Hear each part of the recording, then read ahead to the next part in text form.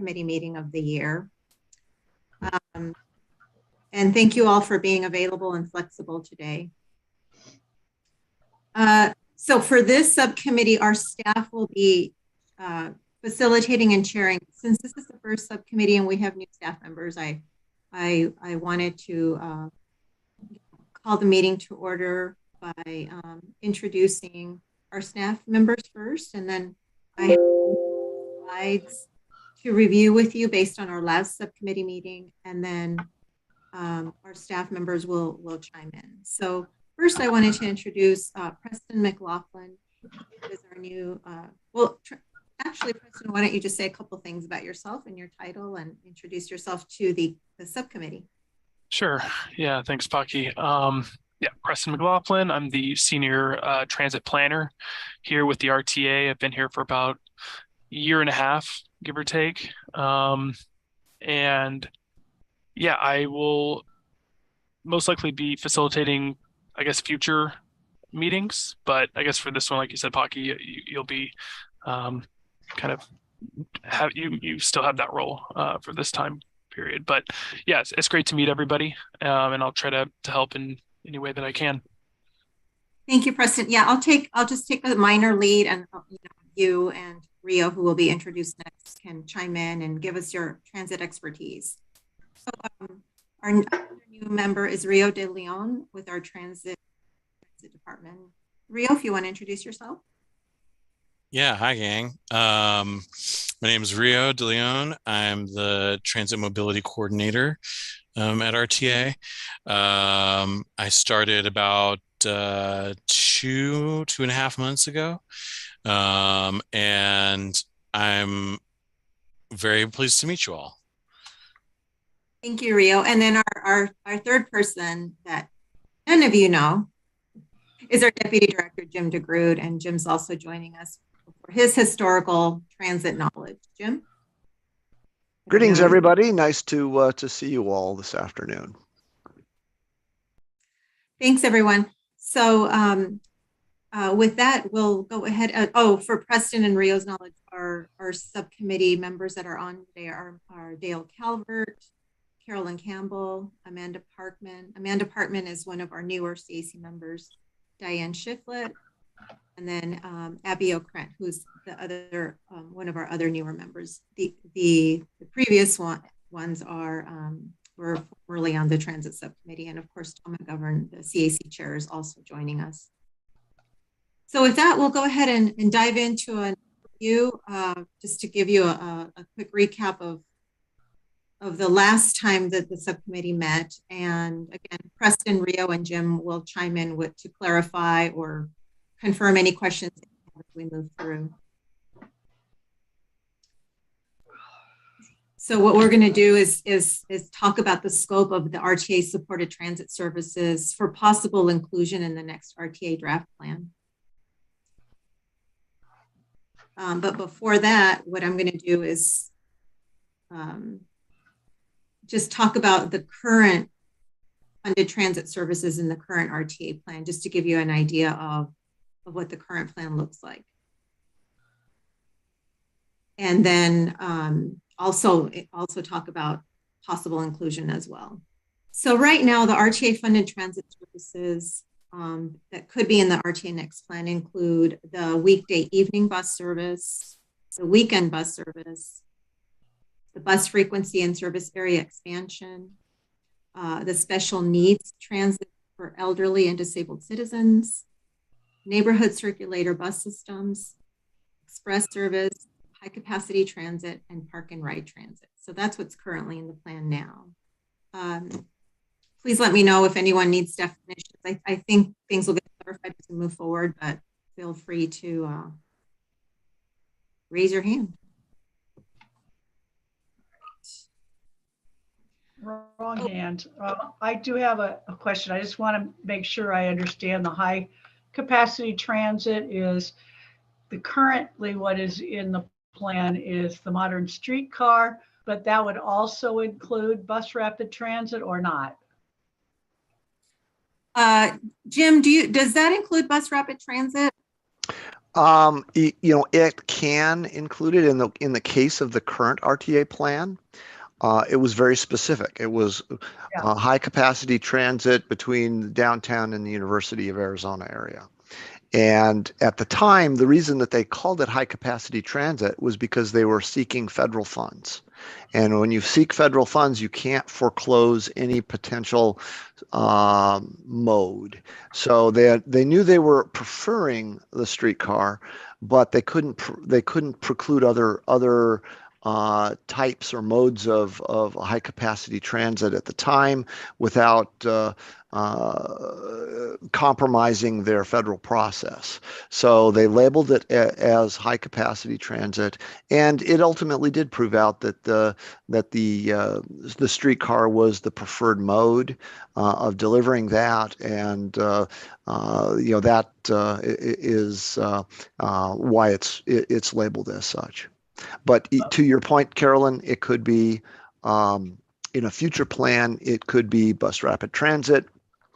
Again, we probably would need to go through a process where we would confirm the mode as being the correct choice. Sure. I was just wondering if that was included. I understand, and I don't need to get into what the federal grants might be called this time or how they're different, but that was really my only question. Thank you. Sure. Thank you, Jim. And I see Abby's hand also up. Abby? Yeah, Poppy, your sound is cutting in and out, and that was all I wanted to say is that I'm having hearing you consistently. Thank you for telling me. It might be the wind. Let me know if that continues. Is that better? Can you all hear me better? Yeah, I can still hear you. It's just like you're kind of cutting in and out, so just something to be conscious of. Okay. Thank you. So current RTA plan transit service investment levels. When the group met last time, these were some of the funding allocations that they discussed. We realize that these figures and costs, may be different and they'll change. Team is here to chime in for any updates on anything, but I just wanted to show you what the group had decided last time. So for the weekday evening bus service, for this sub-element, about 2.3 million was allocated, which is about a little over 8.5% of the total transit element. For the weekend bus service, the funding that was allocated was about 1.3 million, which equal to be about 5% of the total transit element. For the bus frequency and service area expansion, the funding was about $500,000 million for both, which was 25% of the total transit element. The subcommittee previously requested that the bus frequency and the area expansion sub-element be separated into two sub-elements. So one was separated for bus frequency and the other one for area expansion, which you'll see at the end of this presentation. And then for the special needs transit for elderly and disabled citizens, this has the largest funding allocation of $9.5 million, approximately 36% of the total transit element. Some of you may know that this service is required for all fixed route transit providers under the Americans with Disabilities Act, and it's based on need. For neighborhood circulator bus systems, the funding allocated was 3.2 million, about almost 0.5% of the total transit element. Express service was at 1.8 million, about 7%. And then the high capacity transit operations, there were annual operation payments made of 1.2 million. And this is based on a one-time lump sum of about 12.7 million towards startup operations. We can have staff explain that in more detail if you need. And then the payment is approximately a little over 4.5% of the total transit element. And then for the park and ride transit centers, these are processed through the PAG RTA intergovernmental agreements or the IGA process. So the funding allocated is about 120,000, about half of the 1% of the total transit. those are the investment levels. Are there any questions about those investment levels? Let me see if I have any hands here. Hard to see all of you at the same time. Oh, wait, I see a little yellow hand somewhere. Oh, Carolyn. Yeah, just a couple of questions. Who are the IGAs with? Are they with the individual jurisdictions where the park and ride centers are? Is that what those are? Yeah, if I can answer that, Carolyn. Yeah, Jim DeGrood, and yeah, we end up with IGAs for each of our park and ride agreements. In fact, these are going by the wayside. We've actually terminated most of these agreements in the current fiscal year. We had those for doing some maintenance activities. For instance, in Oro Valley, I know we had to do some replacement of batteries in their solar lighting system. We had some funding that we also put into the East Side Park and Ride. But what we've evolved towards is having those costs incorporated into the overall cost of the service. So we have contracts with the city for all of the Suntran and Sunvan and Sun Express services that we help fund. We also have a contract with them, a separate contract with them for the Sunlink service that terminates this year. As Pocky had mentioned, we in the RTA plan it identified, I think, $87.27 million or $727 million of funding for the high capacity transit, and 75 million of that was in capital support that we put into the initial construction of it, followed by 12.727 million of operations assistance, which we've basically doled out at about $1.2 million a year. In the early years, we gave them $2 million, but we've since worked through that allocation, and this is the last year that they'll be seeing funding support for the startup of operations. Did I answer your question, Carolyn? Yes, in very much detail. I don't know how sorry. No, it's good. I just don't know how you remember all that off the top of your head, but thank you. Mm-hmm. And then I see Mel Cohen's hand up. To clarify, these are the current investments that is used?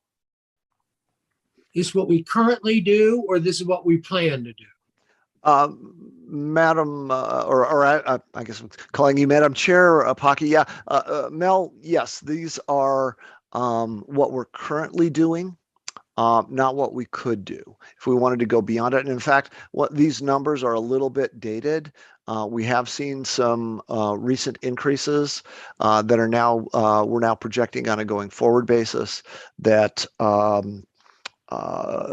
reflect our current services. We've, as you know, with the pandemic, we did have to curtail some services, some of which were curtailed because of a driver shortage. You know, as we went into the pandemic, we had a loss of drivers. Following the fact that people were reducing voluntarily their travel, because of both the shutdown and because of concerns about personal safety. There was a diminution in ridership, and certainly as we've seen people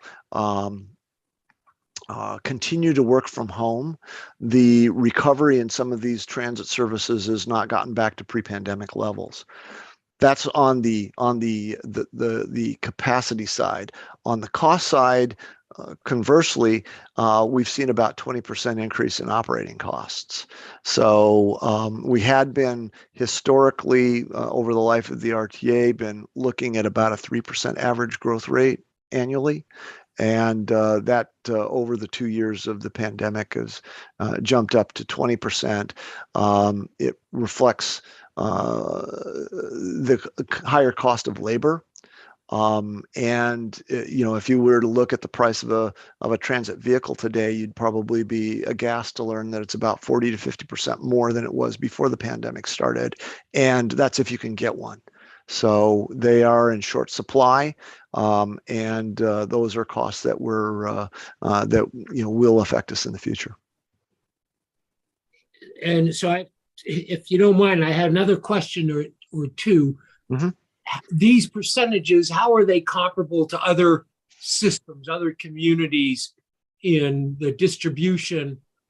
And are there best practices or goals, or have we found that if you increase park and ride centers, you have greater use? I'm just trying to understand where we are and how we can do better. Yeah, that's a great question, Melvin or Mr. Corlin, and I would tell you that we really can't compare it to other systems, in part because we started out with a base service, and this is an incremental tack on or an add-on to what we were already doing in the region. So this is augmenting what was already there. We'd have to probably look at the whole entirety of what SunTran and the overall transit system does to be able to really compare it to other metropolitan areas. And I think if you look at transit globally, the Tucson metro area has a history or has a reputation for being probably better than most of our peer communities in terms of the delivery of transit services. I don't know if that helps. I don't know that I could put a quantitatively address that question though. So if I could, during this the plague here, was it just the city that had free transit on the buses, or was it the entire system? Which goes to the capacity question. Mm-hmm. And how best can we plan to do something differently based upon what we're now may know that's new. Okay, I think I can answer this by if you're talking about whether or not the non-city operated services are also fare free as well as the city operated services. We have long, one of our kind of guiding principles is to have a fare free or have a consistent fare policy in order to support ridership within the region. We've always said this is a seamless system. So we embraced the city's fare free policy, and it was something that was needed in part from a safety standpoint, because to have transit operated safely for the bus drivers, we had to allow passengers to board from the rear entry rather than the front entry where the fare box was. So in order to reduce the interaction between the drivers and the passengers, to provide that separation, if you will, that's what initially drove the fare free policy. And for a variety of other reasons, we've left the fare free policy. It's actually been driven primarily by the city of Tucson in their policy making and their receipt of the region's ARA or Recovery Act funding that's made the fare free service possible. That's how they've chosen to deploy those dollars. Thank you, Jim. Mel, did that answer your questions? Only in part. Okay. I'm trying to understand, if we've had this experience with free transit, how do we plan to do better? And does our allocation, as we're looking, does it make sense, or is there something, an alternative where somebody's doing it better than we are, understanding the uniqueness of we're a spread out community, right. We're not Boston. Right.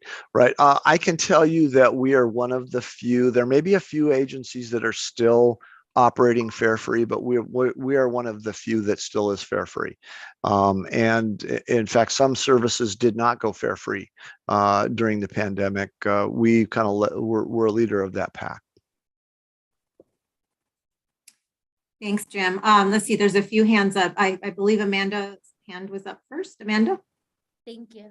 So one of my questions was already answered by Jim when talking about how the pandemic has been impacting our service and the budget and all that. So that answered it. My next question is more about context, is not about budget. So it was alluded that this is the first meeting of the subcommittee of the CAC for transit, but then already when we're talking about the budget right now, we're talking about this being from a previous meeting. So I just want some more context and clarity. When was the last time? Is this the first time this subcommittee has meted, or when did they meet previously? Just trying to get some prior understanding and context moving forward. Thanks, Amanda. I did say it was the first meeting of this year, so I apologize for the confusion. The subcommittee had a couple of meetings before the pandemic. Perfect. So, okay, cool. Yeah.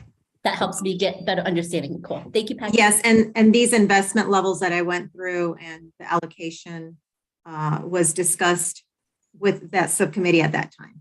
For the current RTA plan, and so now we'll start talking about the next RTA plan? Actually, the allocations I'm showing you were presented to the subcommittee 2 years ago, but then when I finish the presentation, you'll see the allocations that the subcommittee agreed on. Okay, thank you. Yeah. Tom? I think Dale was next. Oh, I'm sorry. Dale? Actually, I thought Tom was first, but that's fine. I'll go ahead, Tom. Bottom line is, I was trying to, when we look at these numbers, we're talking about what's included in the plan. And I think maybe we need to talk a little bit about who is actually the service providers on various of these services, because I know that there aren't there some services like on special needs transit, et cetera, that are being provided by contracts through the other, not just through Vantran, but through the other service providers. I assume most of the bus service, et cetera, is all provided through Suntran. Yeah, if I may, Dale, I'll try to take a crack at this. We do have, I believe, 5 different providers. The smallest provider that we contract with is Pima Council on Aging. We have a $5 million over the life of the RTA contract with them to underwrite the cost of part of their Neighbors Care Alliance. This was something that was done in the very early years of the RTA. And it was basically to help cover a mileage cost for volunteer drivers. And it proved to be very, very helpful, particularly during the Great Recession. If you'll recall, at the beginning of the Great Recession, we were looking at high gasoline prices, as well as people suffering with job losses and the like. And it was difficult to retain in many markets, many other cities, people doing Meals on Wheels and things like that. And we were able to, through this Pima Council on Aging contract, continue to allow people to draw upon basically mileage costs for covering those services. And there are other services that this Neighbors Care Alliance through Pima Council on Aging provide. It works out to about $250,000 a year for us at max. So that's the smallest provider. Our next smallest provider is a company called Second Generation, which is does business as Aho Transit, or Aho Transit. We're actually taking a contract renewal to the RTA board with them tomorrow at the RTA board meeting. They provide daily or weekday service between Tucson and Ajo. And that is probably our most heavily traveled route. That bus fills. It travels through the Tohono O'odham, through their communities along State Route 86 or Ajo Highway. We provide some circulation between Ajo and Hawaii, Arizona. We run a route that goes there 4 or 5 times a day. This route that goes through comes from Ajo, stops in Sells, stops at many of the Indian roadway intersections. And also stops at 3 points on its way into the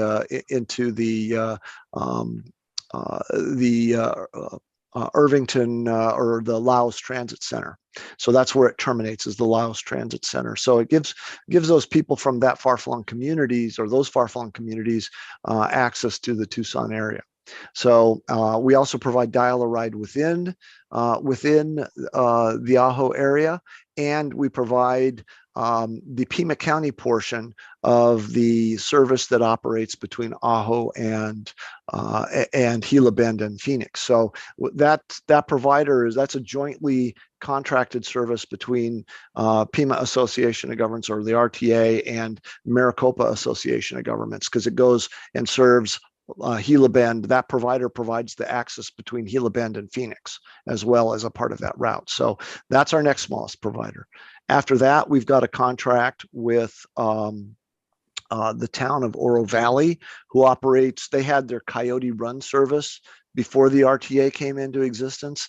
They also wanted to be able to do a higher level of service that they pay for optionally. They provide senior transit that does not require ADA eligibility requirements. So they provide that optionally for their residents. And we contract with them to do the dial-a-ride within the town limits, and also to provide their paratransit customers that are complementary to our other routes. And then we have a contract that was very controversial. We just executed it, and we put it with some significant penalties and performance requirements, and that's with a company called National Express. They operate Sun Shuttle Dial-a-Ride and the Sun Shuttle system. So they run, I forget exactly how many routes. I think, Preston, how many routes do they operate? 7 fixed routes, I believe. 7 fixed routes. So they operate a fixed route up Oracle Road into Oro Valley.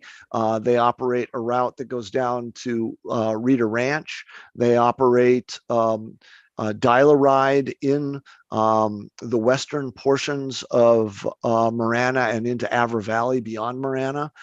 We just started a demonstration project to provide, I think it's 3-day-a-week service. Is that correct? Yes. To Picture Rocks. We also provide routes to the Tohono O'odham, basically to the Sanavir district, and to the Tucson Estates area, and down to Green Valley, and we operate a dial-a-ride within the Green Valley area. So we operate fixed route between Green Valley, Saurita, and Tucson, and that actually goes up to the Laos and Ronstadt Transit Center, so people actually commute. In fact, we had one of our former colleagues used to commute to work here at PAG using that system. So that's the other system. Those are the other systems that we operate under contracts, and then the big contracts are with the city of Tucson, who operates fixed route and dial-a-ride that we pay for the enhanced services of. So we pay for dial-a-ride that is complementary to those evening and weekend services, as well as any expanded dial-a-ride. And I forgot to mention that National Express also has the dial-a-ride contract that covers all of the areas outside of the corporate limits of the city of Tucson. Although Sunvan can also do that, and it's kind of there's some federal requirements that make that identify them as being the complementary paratransit carrier for the SunTrans system. We contract with Pima County, or with the city of Tucson, to provide SunTrans services outside the corporate limits of the city of Tucson, and we get funding back from Pima County and the town of Marana on an annual basis to help subsidize that. So a lot of stuff. Sorry if I went on too long. Thank you, Jim. Dale, did you have another question, or was that? You're muted. I know. No, that was great answer. And they got just exactly where I wanted to go. I wanted to get the idea of who's providing and how the money, how the money provides services. And I guess the only thing I would add is that most of the money is supplementary to when it comes to City of Tucson, to things the city's doing, except where you're extending routes, et cetera, outside the city. So, That's absolutely correct. Okay. Yeah. Thanks, Dale. And then Tom, you had your hand up. Yeah, mine just goes back, Pocky, to your slides where you showed the current funding. What is the total of all that? Like, for instance, you showed the, I just noted the special needs was 9.5 million, and that was over 35% of the total that's allocated. So that would give you somewhere around 25 or 26 million as a total allocation. What was the total amount approved and ultimately, made a part of the, of the project? Because when you add the high capacity, it goes quite a bit higher than that. Yeah. Crystal, can you pull up the slides while Jim is responding? Actually, yeah, I can probably hit it pretty close to the head just from memory here. I think the total amount in the RTA plan was originally, I want to say, about $575 million, somewhere in that range, for the amount that was to transit in the original RTA.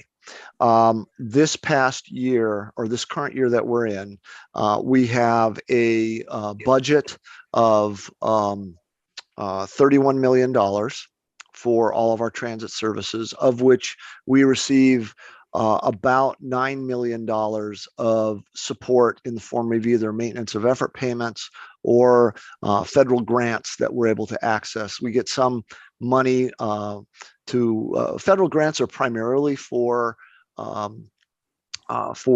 capital. So we get most of our bus purchases subsidized to a point. We also have, in the rural areas, we do have the ability to get federal money for up to 50% of the cost of operations as well. But that's only in the rural area. There's no operating support for the urban areas. And that all depends upon what's available at ADOT. So, while they may say that it's 50%, it's up to 50%, because sometimes we come in well short, depending upon what is meted out through the process at ADOT. Okay, so I get that 575 is is around 29 or 30 million a year for the 20-year life of the RTA.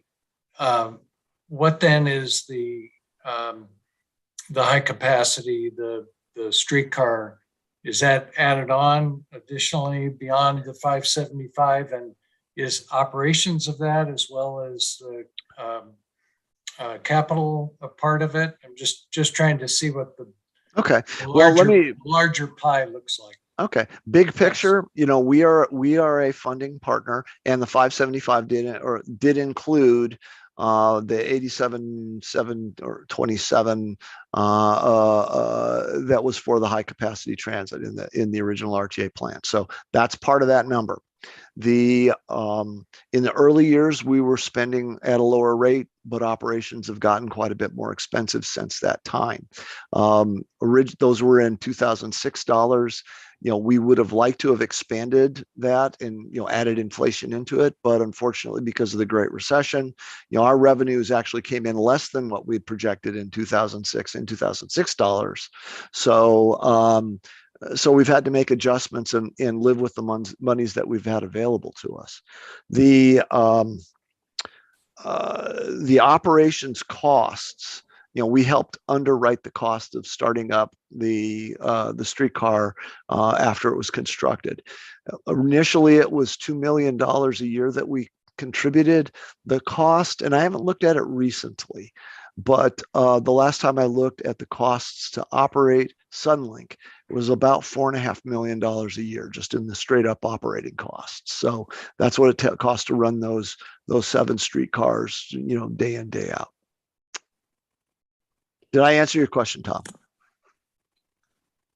Yeah, we're getting there. Okay. I think as we look at transit as a committee, it's going to be helpful to know kind of where all the points within a plan that that impact transit. I mean, that even includes things like the amenities that might be built into a road job, as an example, or ADA specific projects, and just trying to get an idea of how much of this is currently devoted to transit and how is it divvied up, and then that'll help us, I think, talk about and when we hear from the board as to what they want to see, will give us some ideas about whether we adopt all of these sub-elements or if we add any, or suggest that they be consolidated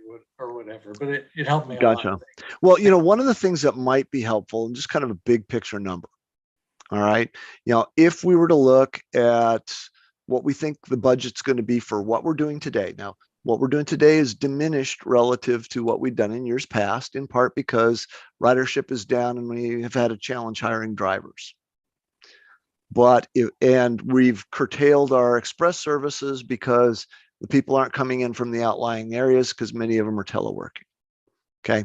With that understanding, and after we take out the federal monies that come in and the maintenance of effort monies that the local jurisdictions give us to contribute to services that predated the RTA, our budget, I would project that we're looking at about $440 million over the next 20 years to do what we're doing today. No expansions.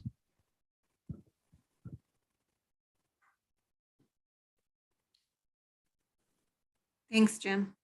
This is just the last slide, and one of the things I wanted to wrap up with before I take before some other people have questions is when we went through the current RTA investment levels with the subcommittee last time, then they all discussed and came up with these funding allocations for these items that you see in front of you. So the weekday evening bus service was allocated at 15%, the weekend bus service at 10%, bus frequency at 17%, service area expansion at 7%, the special needs transit for elderly and disabled citizens at 31%, neighborhood circulator bus systems at 15%, and then the express service at 5%. So the last two, the park and ride and the bus, the high capacity, were not allocated funding at that time. So anyway, all I wanted to let you know today is just give you an overview of what had occurred at the last subcommittee meeting, where the subcommittee landed with funding allocation. And as Jim explained, those numbers, of course, will change, but these are the percentages that the subcommittee discussed having for the next RTA plan. And so Carolyn, I see your hand up, sorry. This is a silly question because I was there. But can you remind me, first of all, we came up with these before we got any proposals from the city, because the city hadn't given us their proposals yet. But can you remind me why we didn't put any high capacity transit did we not talk about it, or did we decide? Because this all adds up to 100%. Dale, were you, or Paki, does any, or Dale? Thank you, Melvin? Carolyn. I actually went back to see if I was asking the same question, and I was going to pose it back to you because I didn't have it in any of the notes, and it wasn't in the legal action items. So, Dale, if you remember. Actually, I wasn't on the transit committee in 2006. No, I this remember. this is 2020. Oh, 2020. Oh, yeah. Okay. Yeah. Yeah, This is from the 2020 last subcommittee. Okay. Okay. Hey, Dale, I do remember that there was some conversation. I don't know if it's really what the committee had said, but there was discussion about the big ticket item of the high capacity, however it might be expressed, perhaps showing up as a separate, a separate bucket, or as one of the major projects, kind of a capital and major investment that would go beyond what was being talked about here. Yeah, Tom, I think I remember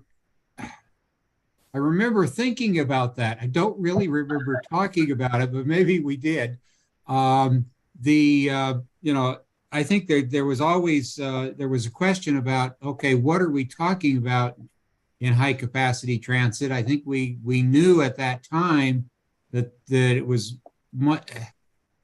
more likely than not that we would probably be looking at not streetcar, but something like the busways proposal, etc. And I think we were just unknowing about exactly where it was going to go. Does you remember anything about that, Carolyn?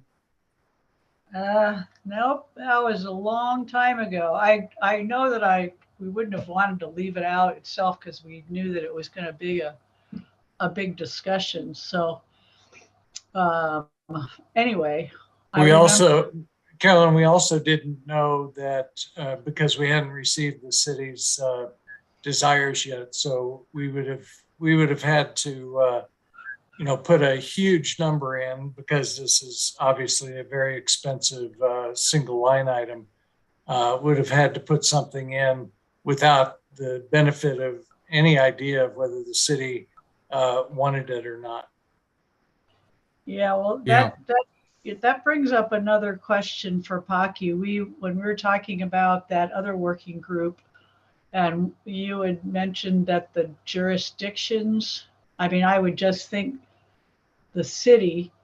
we should have the city involved in these discussions, or at least attending our meeting, and they can answer questions, and Suntran as well. I remember that's where we left it when we stopped meeting, that we wanted to hear from Suntran and the city. Is that going to be a future meeting? Yes, no, I was actually going to mention that. We did reach out to Suntran, but I did reach out a little bit last minute just because I was trying to pull this together. But yeah, our intent is to include at least Suntran in these meetings. And that may have been a part of the conversation in the summer of 2020 when everything was happening. Yeah. Yeah. And if I may add, I know the city is doing a lot of transit planning right now and looking at a number of specific projects. In fact, we did talk about those at the TMC workshop a couple of weeks ago. Yes. We had, there is an interest in, or were stated projects or identified projects that were discussed that went, basically south out of downtown towards the airport, and another one that went up, call it the Oracle-ish corridor, or whether it's Oracle or Stone. It really, hasn't been defined to that point, but it would go to the Tohono Center and possibly even up to Oro Valley. I think the Oracle Road corridor has a tremendous amount of potential to support transit, and when you look at the densities of development along it, it just hasn't had it or hasn't enjoyed it. So being a state highway, sometimes they don't even have sidewalks on them yet. They're building them now. So having a transit corridor without sidewalks is hobbles it as a potential transit corridor. Thank you. Mel, I see Mel Cohen's hand up. Yes, what is the city plan percentage wise versus this? And I just find making allocations with no understanding of what accounts for what the little use of bus service and alternatives is rather frustrating. It seems like voting in a vacuum.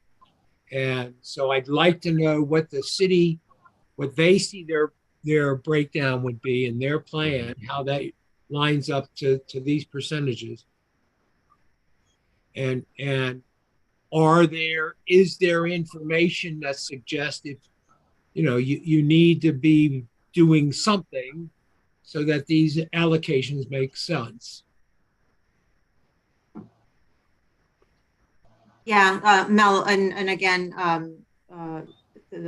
because of the last minute invite, Suntran was not able to be here, but we hope to have them here for future meetings. But Jim, Preston, Rio, do you have any information on that? I think probably the best thing to start out with is, this is the ratio of what we're adding to the original transit system with the RTA.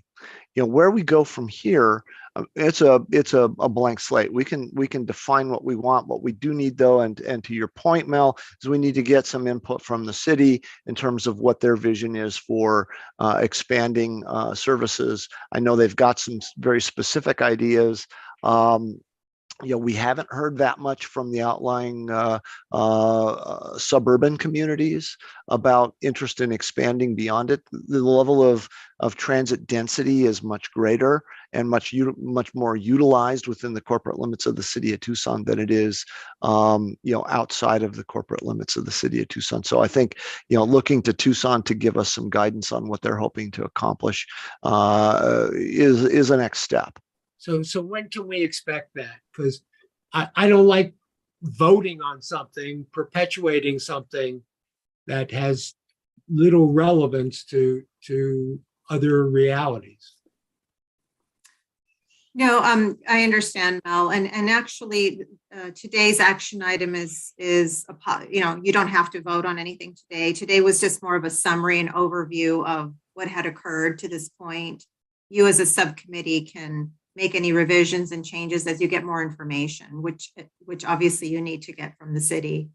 What we're looking for you to eventually do is recommend modifications to the scope of services for the new RTA plan currently under development for this element. So what, again, this was the first meeting of this year. So what we can do moving forward is, I don't believe we'll have any time the remainder of this year to meet, only because of all of the RTA next, CAC assignments that you all need to do by end of year.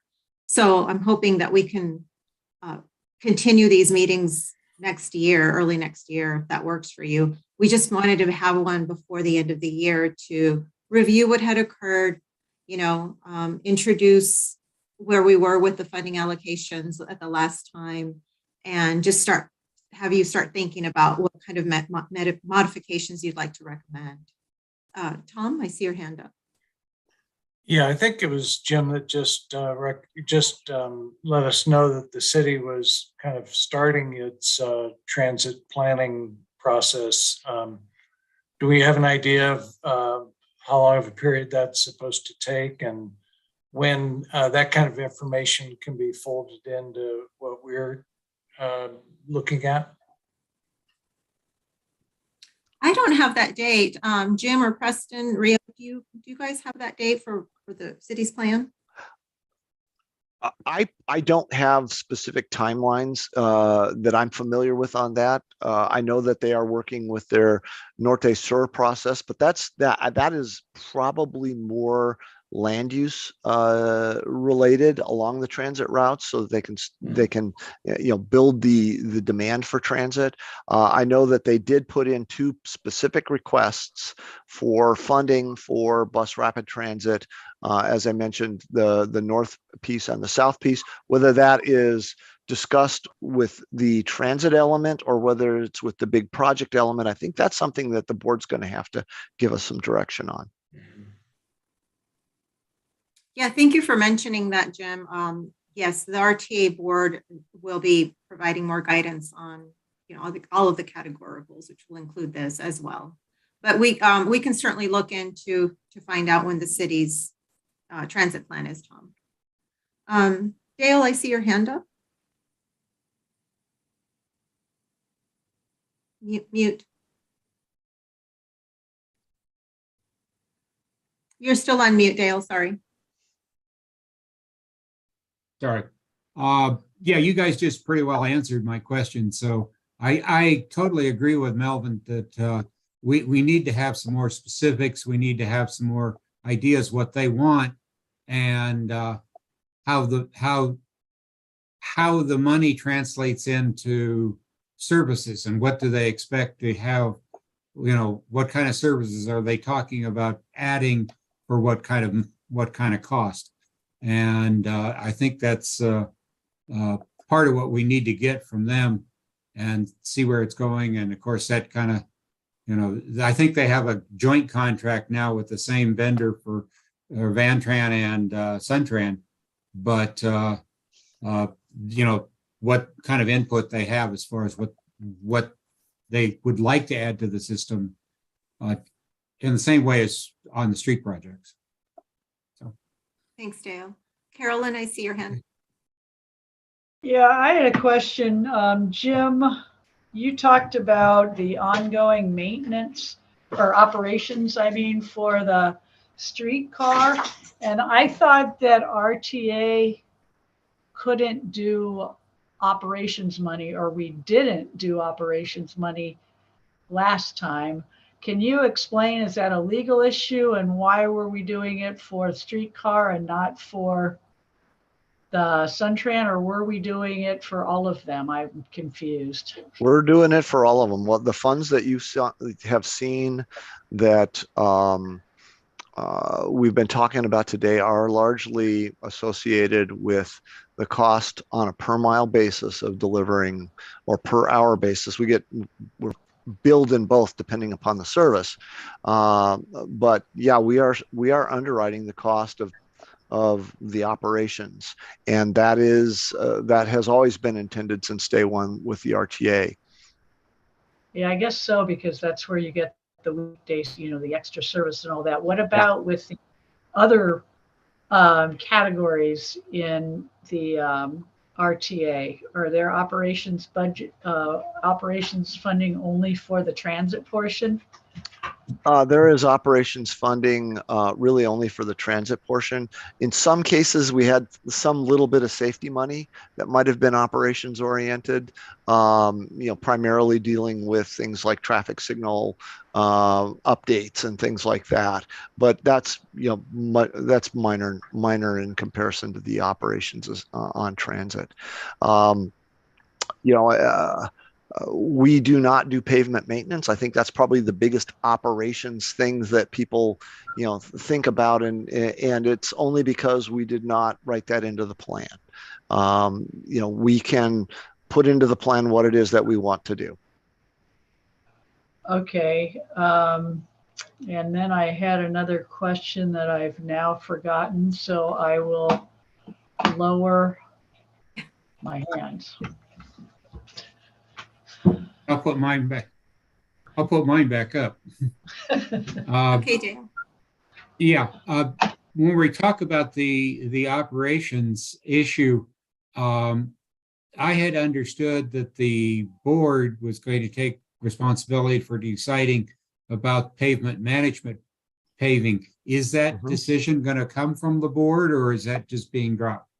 I know all the jurisdictions except Marana had asked for pavement management money, And I was just trying to follow up on where that's at while we're here, because I'd been under the impression they were going to come up with a decision. So. Yeah, my understanding is that they're going to have a conversation about what it is that they're going to be the priorities of this new plan. That conversation is beginning to take place, I believe, even with the meeting tomorrow. Whether they come back and say yay or nay on pavement maintenance tomorrow, I couldn't tell you that. But I know that just as you mentioned, Mr. Calvert, that it is an issue that some jurisdictions are very much in favor of, others not. Everybody's got a very strong opinion about it, though. So it'll be for the board to work it out. Thanks, Jim.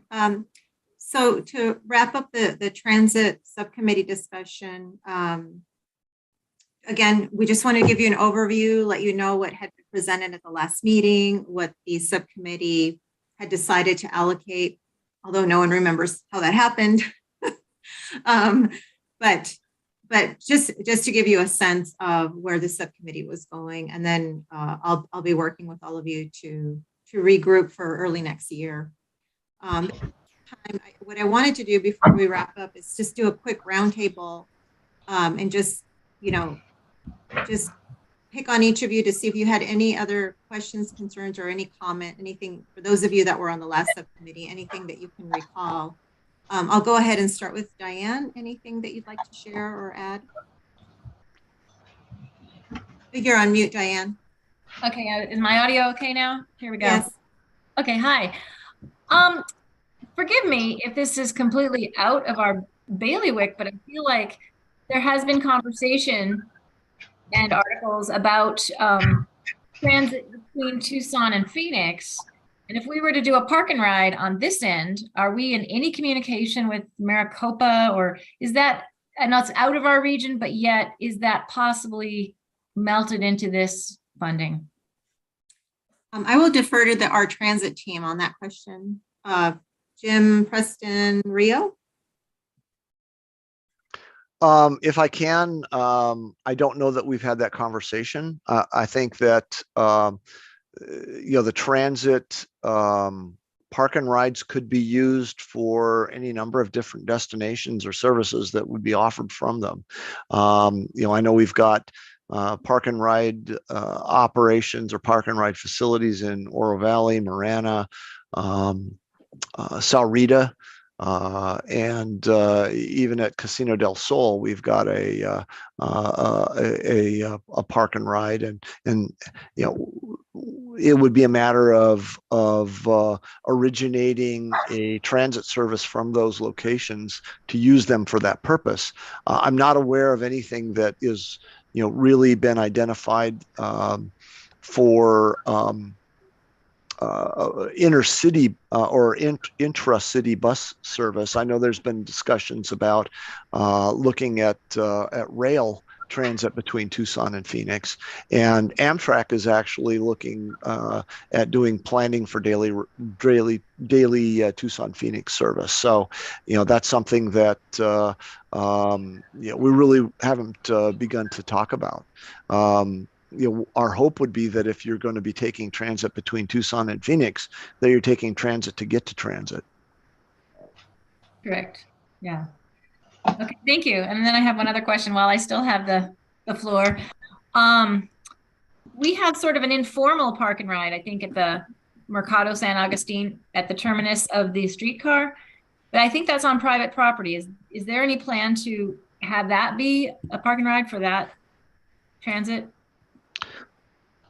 I'm not aware of any plan. I can't say that the city may have some thoughts on that. I know one of the things that the city is very aware of is the amount of traffic or amount of parking that's available in the downtown area, and the parking that's available is we're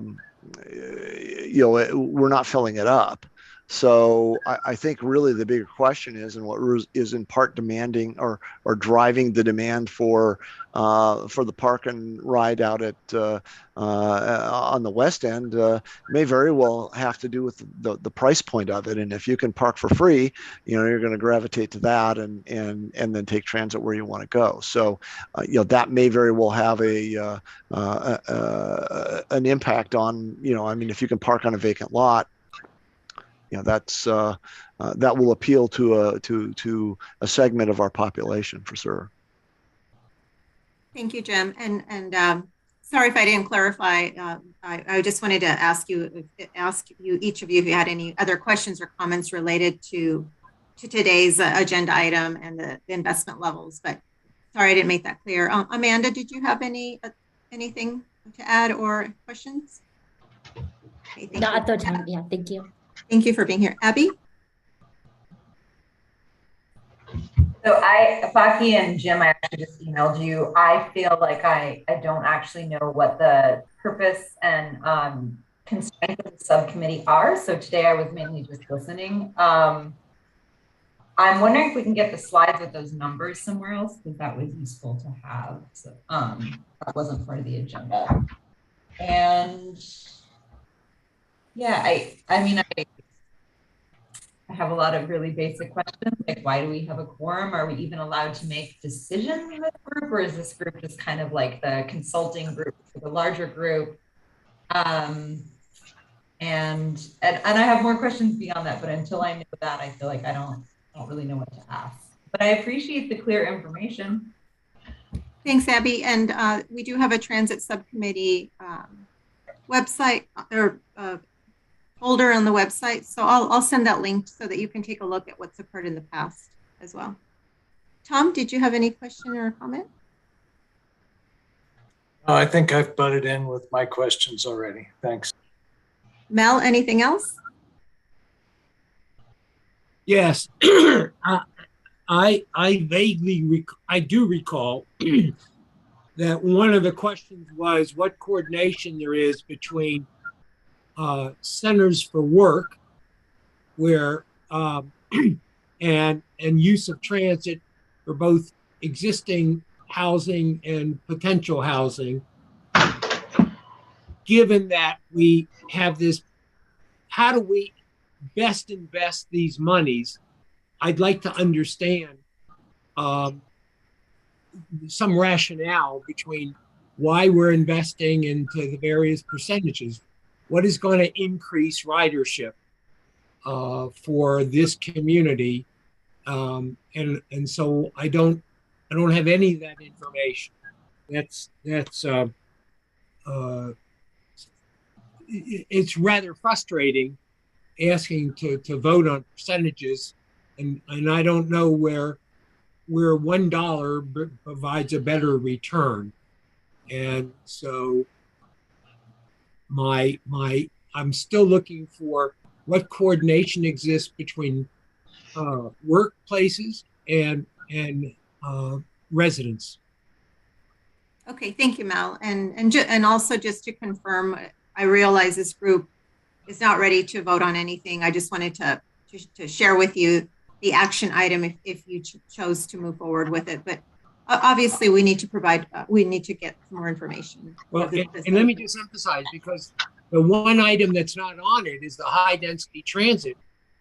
When we've done it, it's worked really well, and for it not to be on that percentage is a big mistake. Thank you, Mel. Carolyn, anything else to add or ask? Sure. And I do remember, Mel, that we got some detailed presentations. I'm pretty sure it was from PAG staff about, these the different percentages and what dollar would go to, we made some kind of informed decision. And I think we're going to need to get some of those presentations again from whomever. So we talked about getting the city of Tucson to be involved, either presentation or back and forth, and being included in the committee deliberations, and Suntran. But another question or another issue that I would like to have explained at a future meeting is all the federal funding that there is now available for transit and how much of that is coming into our region. I mean, I want to see what else there is, and if either the individual jurisdictions or the RTA itself can apply for grants. I saw something at the TMC meeting, but it wasn't always clear who is getting these grants, and if there's an expectation of a certain amount of money, will that be added to the RMAP, the current RMAP, because that's supposed to be, I think, monies that we expect to come in. So it'd be nice to kind of get the whole picture, I guess, is what I'm suggesting. So hopefully we can get that. Thanks, Carolyn. Yeah. Okay. Thanks. And then Dale.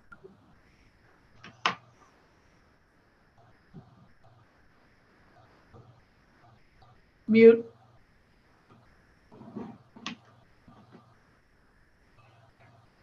You're still on mute, Dale.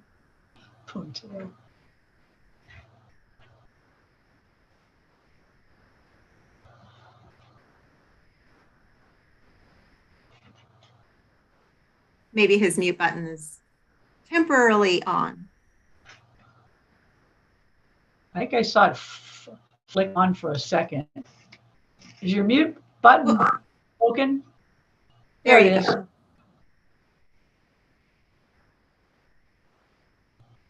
No. No, it appears that your volume is not working, Dale. Sorry. If I may, Carolyn, you mentioned trying to get information on federal grants, and there's we do have a fairly clear understanding of year to year what we can expect through formulaic distributions, and that's something that we put into our it's already in the projections and will continue to be. What's coming out with the bill and the IIJA is a lot more grant opportunities. So those would be projects where we define what it is that we want to do. That in fact, when the city was making their bus rapid transit requests in the big project categories, if you will, that we were talking about a couple of weeks ago, they assumed 50% of those funds would be coming from grants. So that's something that is, I think, a very reasonable expectation for these projects. It's just a matter of when we would might receive them and in what amounts. Okay, thanks. And then just to follow up with that, because I've run into this problem again, do you have people that are actually do you have people with time that are actually going to apply for grants? Those are I know that the city of Tucson has been actively pursuing them. One of the things that's kind of interesting is because the city has the we are the Metropolitan Planning Organization and the RTA, a funding entity. The city of Tucson is the owner of the transit operation, the major one within the region, and they are the recipient the governor identified them as the designated recipient for FTA funds in the Tucson metro region. So they have the direct relationship with FTA on FTA funding. So we would be looking to them to be doing the grant application preparation. So I'm sorry, I keep coming up with more questions. So if the city got a grant specifically for some enhanced transit, I recall there's a lot of them need matching funds. Could that come from RTA tax, or would it have to come from city matching funds? It could have that is how we did the streetcar RTA matching funds. Yeah. When you look at the overall cost of the streetcar was in the $196-ish million range for all the capital work. The RTA contributed $75 million of it. There were some early grants for planning that were obtained from the federal government by the city of Tucson. There was the Tiger Grant, which was like 62 million. And then the city put in some other funding. The utilities covered their own costs. So when they rebuilt when they built the streetcar line, if you're going to put down a line, it's going to be there for 100 years. So anything that's underneath it, you better have fresh.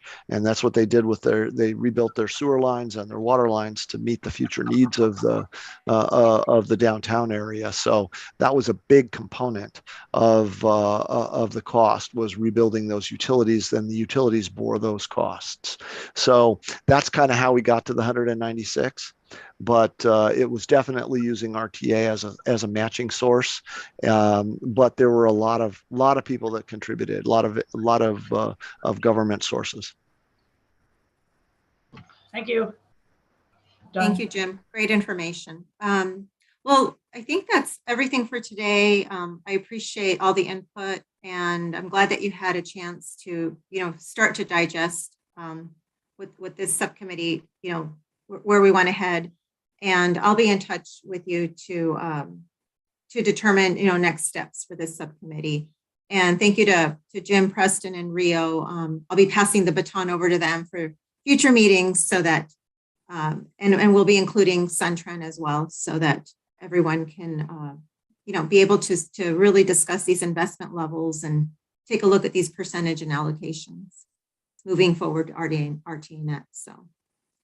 So with that, I'm going to go ahead and adjourn the meeting, and I really appreciate your time, and I will see you soon. Thank you. Thanks all. Thank you, Paki.